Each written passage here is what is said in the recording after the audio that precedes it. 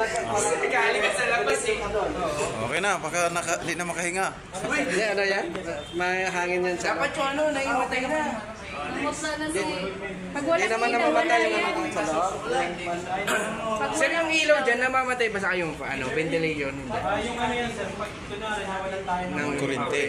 Yun yung namamatay. Yung intercom natin, hindi walang battery.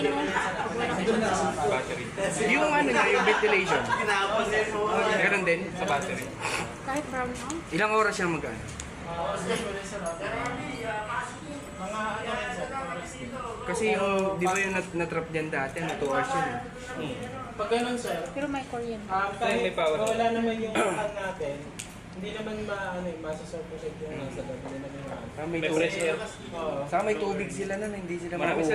Eh, what if kung walang kuryente, natrap ka ng 2 oras. Pag doon sa 1 Di ba? Pag walang kuryente, tapos 2 oras ka natrap. Hangin wala. Sa ibabaw kasi Yun, minamadali ko na masupukit siya. ko. Dahil matagal na sila dyan. May phobia ka pa sa Oo naman. Hindi na ako akit sa taas para i-rescue. Doon pa ako gagawa ng adjustment ko. Dito na ako sa ibabaw. Okay na, safe pa ako doon. O sa ibabaw Sana na ako ibabaw. sasakay. safe naman sir. Pero Doon sa lahat sila. ikaw yung makukulong. Hindi.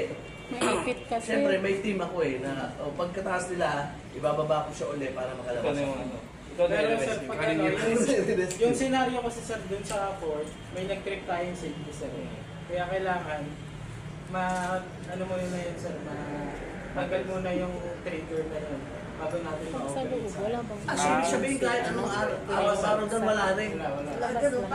Ano lang talaga, ang ano lang talaga purpose natin dito, rescue lang talaga. Rescue Pero lang. yung after ng rescue, sila na yung ano, kailangan pa sila tawagin. Ma-check pa rin nila kung safe yung ano, yung Oo. Kasi ang ginawa dun ni Jojo sir, binuksan niya lang yung dito. Tapos, after nun, kung ma-rescue na sa kabilang... Sa baba na sa baba. Doon na sila sa baba. Kasi na sila sa early. may ano sir, usually, i-operate lang ulit. Minanual na sila pa. Pag may nag-reply. Saan baba yun? Sa ground na yun eh. Ground. sa third floor sila na trap. Between 3rd and 4th yun, sir. Yung natrap sila. Yung sumunod na floor. Yung sumunod na floor. Third lang. Third. Kasi pag may safety na nag-grip sir, hindi na talaga Hindi na ano elevator. Kahit yung araw-araw daw, wala na pala. Dahil pag yun na nangyari, nag-trigger na yung safety switch natin. Hindi na sa kaya. Bakit nag-auto shutdown siya? Nakat na yung power doon.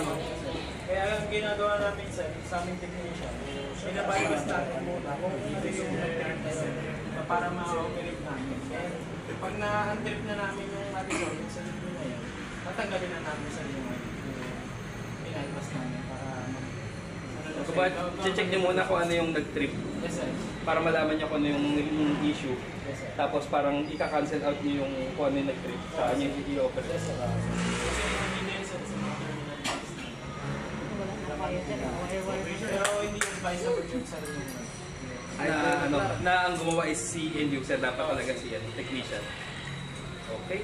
para sa safety rin sir ng